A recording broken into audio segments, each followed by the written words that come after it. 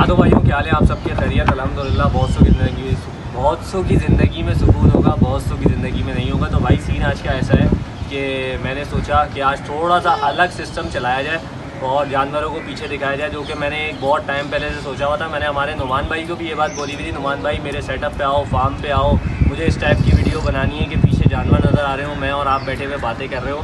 तो मैंने बोला ये हम खुद ही कर लें, नुमान भाई तो आने वाले हैं नहीं। नुमान भाई अल्लाह करे वीडियो देख रहे हो आप ये।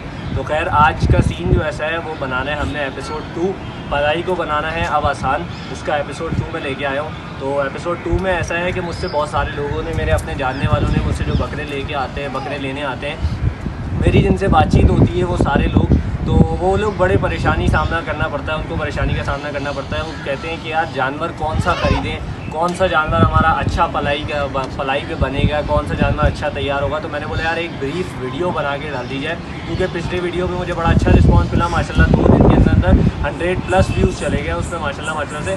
और वैसे कम है मेरे सब्सक्राइबर्स के हिसाब से, व्यूज़ बहुत कम है। तो इंशाल्लाह ग्रेजुअली वो बढ़ते जाएंगे। तो इंशाल्लाह उस हिसाब से हम लोग भी आगे जाते जाएंगे। तो सिस्टम ऐसा है कि चलो भाई शुरू करते हैं इसको।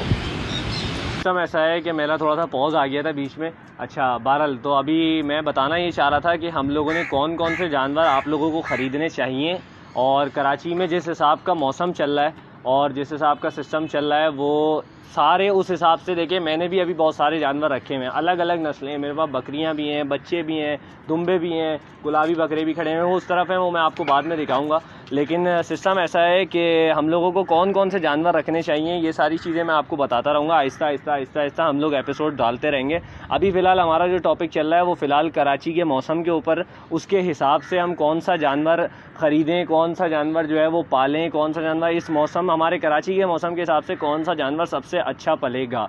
क्योंकि देखें साफ़ सीधी बात है, आप और हम जो गुलाबी बच्चे ख़रीदते हैं, तो गुलाबी बच्चों का सीन ऐसा होता है कि गुलाबी बच्चे जो हैं वो हमारे बिल्कुल जो है ना बहुत ज़्यादा नाजुक तरीन होते हैं। गुलाबी बच्चे जो होते हैं ना, गुलाबी चाहे बच्चा हो, बकरा हो, बड़ा हो, कोई भी हो, वो गुलाबी बकरे बच्चे वो सारे जो हैं बहुत ही ज़्यादा नाजुक होते हैं।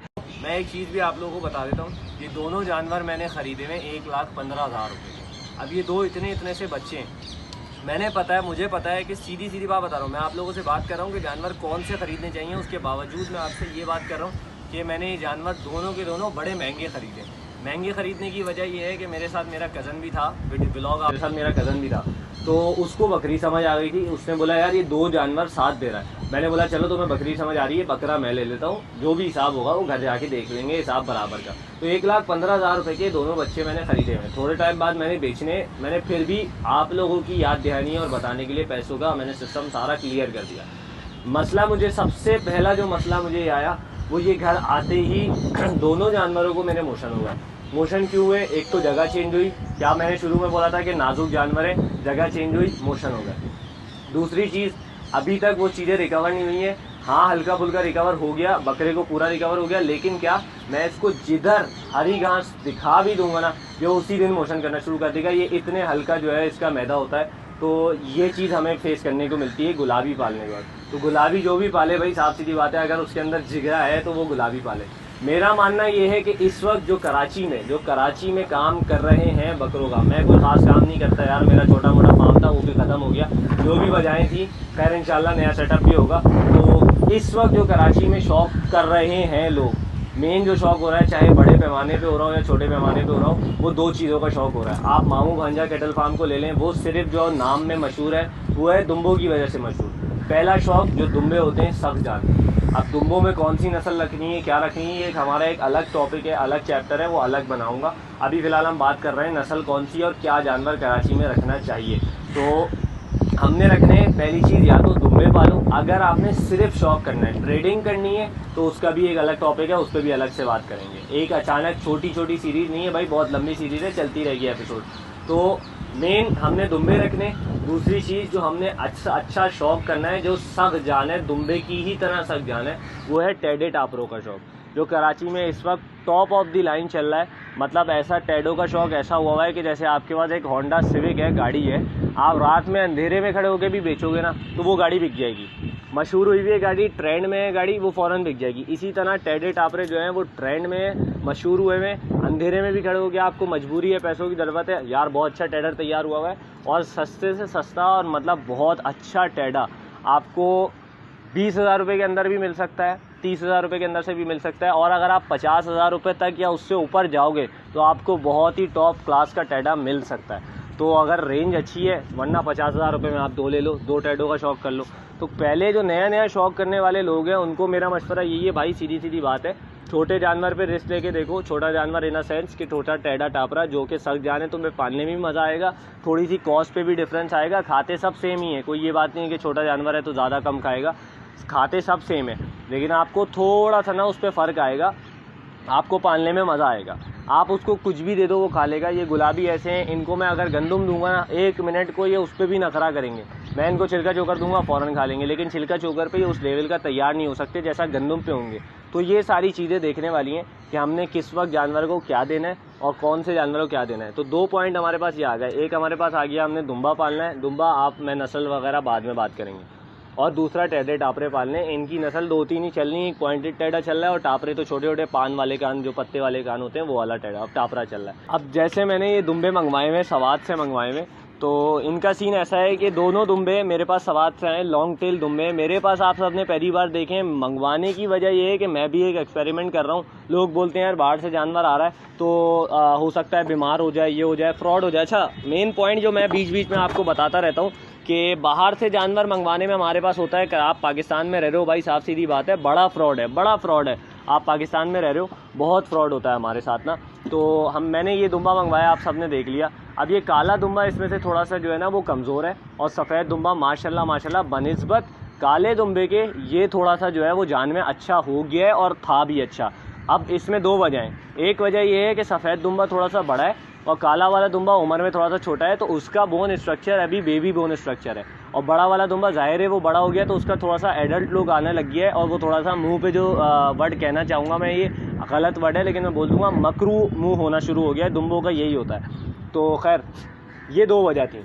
अब बात ये है कि मैंने ये जानवर क्यों लिए और मैं ये आपको रेकमेंड करूं कि आप कराची से लो या बाहर से लो। देखो भाई, कराची में भी बहुत लड़के इसकी फार्मिंग कर रहे हैं, ब्रीडिंग सेटअप खुले हुए बड़े बड़े, ठीक है, आपके बड़े नामी गिरामी फार्म्स पे इनका काम हो रहा है। मामू भांजा ने भी माशाल्लाह बहुत सारे जानवर इनके उठाए हुए हैं। मैं मामू भांजा क्यों करे जा रहा हूँ कि जब हम दुम्बों की एक अलग से स्टोरी बनाएंगे ना, उसमें मैं बात करूँगा। तो ये 2 पॉइंट ये हैं।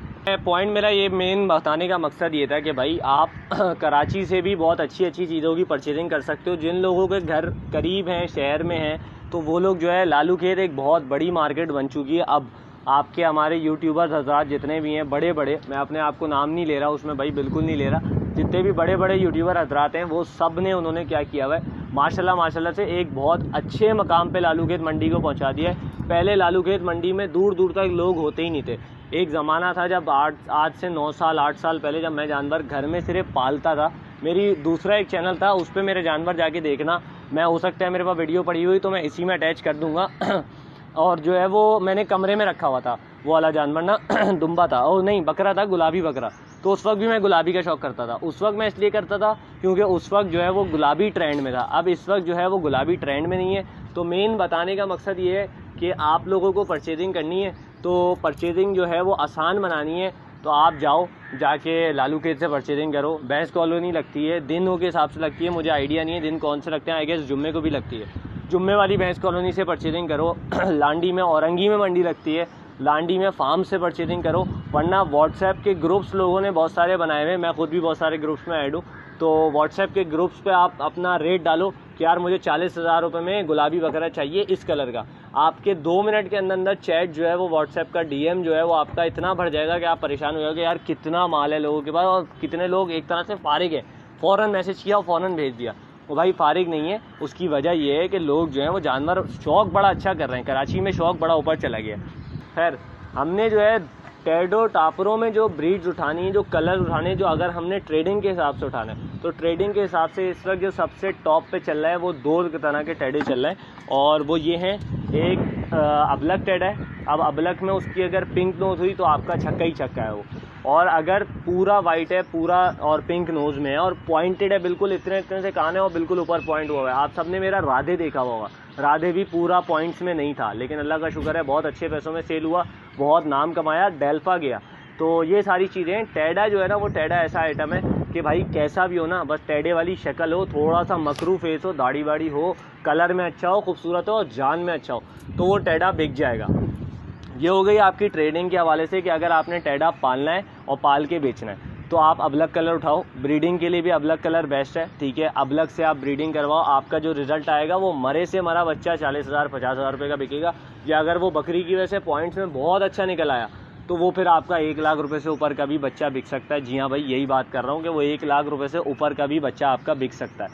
अब दूसरी चीज़, अगर हमने सिर्फ पालना है, ट्रेडिंग नहीं करनी है और सिर्फ एक बकरा पालना है, तो वो टेढ़े में अगर आपने यार खूबसूरती के ऊपर पालना है कि घर वाले भी खुश हों, हम भी खुश हों, देख रहे हैं पल्ला ये हुआ, तो वो आपके ऊपर है। मैंने आपको वजह बता दी है कि बेचने के हिसाब से कौन सी चीज़ अच्छी चल रही है। आप अगर अबलग ख़रीदने जाओगे तो जाहिर सी बात है, जब आप बेच रहे हो तो आपको आप महंगा बेच रहे हो, और आप जब ख़रीदने जा रहे हो तो आपको वो कॉस्ट में वो भी ऊपर ही पड़ेगा। तो मेन मैं बता रहा था कि आपने जो है टेढ़ा जब आप ख़रीदने जाओगे दायरे, तो वो आपको भी महंगा ही पड़ेगा अगर कलर वाइज लेने जाओगे। वरना आप नॉर्मल किसी भी कलर का ले रहे हो, पिंक नोज नहीं है, नॉर्मल काली नाक का है, तो भी आप नॉर्मल पैसों में 20-25 हज़ार रुपये में, 30,000 रुपये में आप आराम से लेके शौक कर सकते हो।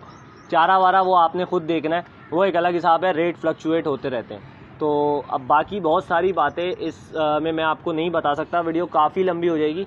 तो अभी की वीडियो में इतना ही, मिलते हैं किसी नेक्स्ट वीडियो में, तब तक के लिए अल्लाह हाफ़िज़। अब अगला टॉपिक जो है वो इंशाल्लाह दुम्बों के ऊपर लेकर आते हैं, और उसके बाद आहिस्ता आहिस्ता क्या बीमारियां होती हैं, क्या क्या चीज़ें फेस करने को मिलती हैं जानवर पालने में, तो वो देखना पड़ता है। अभी आपने जो जानवर पालना है, मैंने वो चीज़ बताई है कि आपने सख्त जान जो है वो कराची के मौसम के हिसाब से जो बेस्ट चलेगा, बग़ैर बीमारी के भी पल सकता है, वो एक है दुम्बा और एक है अपना, अल्लाह आपका भला करे, टेढ़े टापरे। तो ये चीज़ें मैंने दो आपके माइंड क्लियर कर दी है। आहिस्ता आहिस्ता मैं जब आपको दूसरा एपिसोड देता रहूँगा तो इंशाल्लाह आपके दिमाग में भी चीज़ें क्लियर होती रहेंगी और हमें भी चीज़ों का पता चलता रहेगा। मैं भी थोड़ा सा स्टडी कर करके आपको बताऊँगा, जिस चीज़ में मैं परेशान हूँ या मैं फंस रहा हूँ तो वो भी मैं आपको बताता रहूँगा। बाकी मिलते हैं किसी नेक्स्ट वीडियो में, तब तक के लिए अल्लाह हाफ़िज़।